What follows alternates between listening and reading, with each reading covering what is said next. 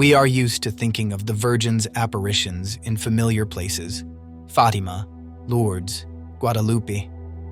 But in 1973, heaven chose the most unlikely place in the world to deliver what many consider the final warning for our era. We are not in Europe. We are in Japan, in a remote area called Akita, buried under snow, in a country where Catholics are an invisible minority. There, in a small convent, a wooden statue less than 1 meter tall began to do things that are humanly impossible. It bled, it perspired, and it wept, not once, but 101 times. In front of national television cameras, in front of Buddhist public officials, in front of skeptical doctors who took those fluids into a laboratory. The test results shocked science and shook the church. What did they find under the microscope? And above all, why was the Virgin weeping so desperately? The message she left to the visionary, a deaf nun, speaks of fire falling from the sky and of an internal crisis in the church that we can now see with our own eyes. This is the story of the apparition that the then Cardinal Ratzinger described as the continuation of Fatima, and it is unfolding right now. The protagonist of this story seems like the least likely person to receive a message meant for the whole world. Her name is Sister Agnes Sasagawa. She is a fragile woman who has completely lost her hearing. She lives in total silence. But on June 12, 1973, her silence is broken. Not by a human voice, but by a blinding light coming from the tabernacle of the chapel. A few days later, something even more physical happens. A wound in the shape of a cross appears on the palm of Sister Agnes's left hand. It bleeds and causes terrible pain. It is a stigmata. As she suffers, the sisters notice something shocking on the statue of the Virgin Mary they keep in the chapel. It is a simple statue, carved from a single block of wood from a local tree. And yet, on the statue's right hand, the very same wound appears, identical to Sister Agnes's. From the dry wood, red living blood begins to flow. Imagine the shock. This is not a medieval legend. This is modern Japan. The sisters see the blood running, and they can smell it. But this was only the beginning, because the statue did not want only to show pain, it wanted to speak. And when the Virgin began to weep, the world was forced to look. The news spreads, journalists arrive. Japanese television films the statue as tears run down from wooden eyes. Many cry fraud. They say it is condensation, or they claim the sisters poured water on it. The bishop of the diocese, Bishop Ito, does the most courageous thing. He does not hide behind faith. He calls science. He orders samples to be taken of the blood, the tears, and even the sweat the statue produced, a sweat with the fragrance of flowers. Everything is brought to the University of Akita. The analyses are entrusted to Professor Kaoru Sagasaka, a well-known forensic physician, not a Christian, who does not know where the samples came from. The doctor places the fluids under the microscope and runs DNA and protein tests. When the results arrive, the professor is left speechless. The conclusion is clear. The blood is human blood. The tears are human tears. And there is a detail that sends chills through believers. The blood type is AB, the same blood type reported on the Shroud of Turin, the same reported in the Eucharistic miracle of Lanciano.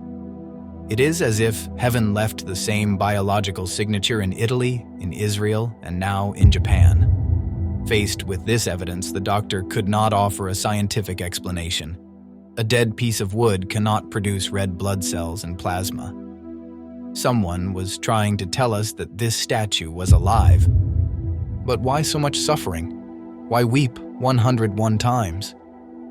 The answer is in the message the Virgin entrusted to Sister Agnes, a message given on October 13th, the same day as the final apparition at Fatima and the miracle of the sun. The words of Our Lady of Akita are harsh but necessary, like those of a mother who sees her child running toward a cliff. Listen carefully because it sounds like a description of today's headlines. If men do not repent, The Father will inflict a terrible punishment on all humanity. It will be a punishment greater than the flood.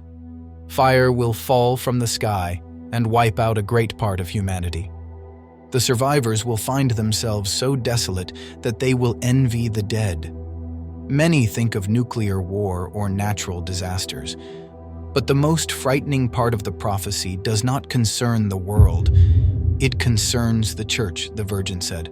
The work of the devil will infiltrate even the church in such a way that one will see cardinals opposing cardinals, bishops against bishops.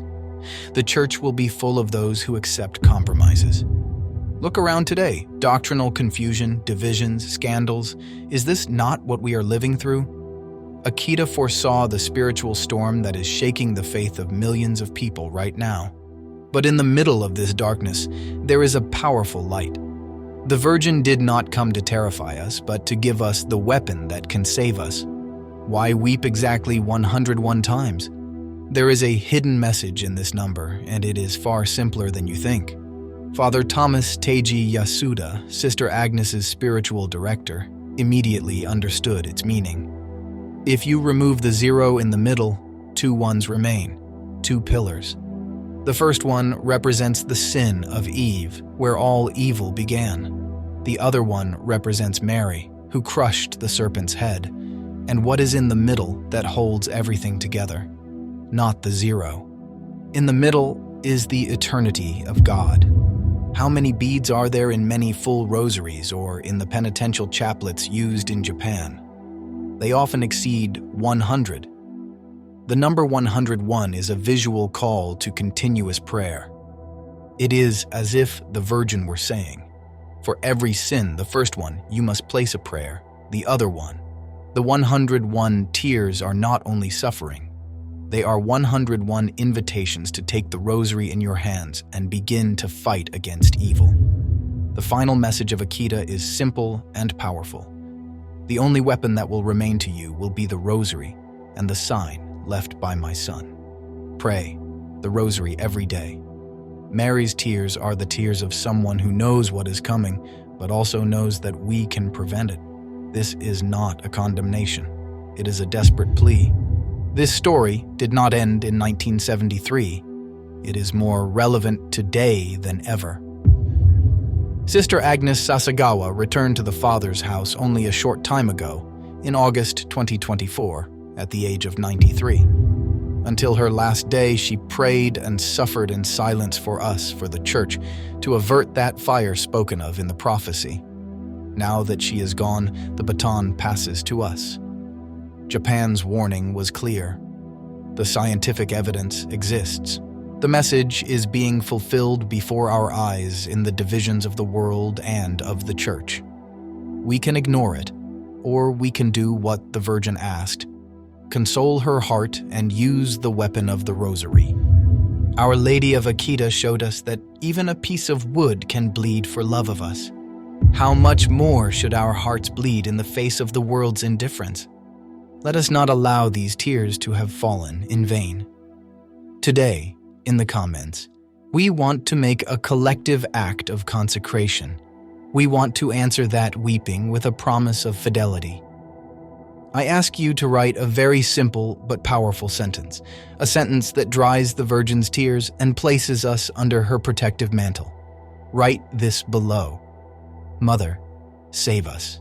Write it as a prayer. Mother, save us. May this video become a chain of prayer that crosses the world. Subscribe to the channel so you do not miss the next stories of faith that light up the night. May God bless all of us.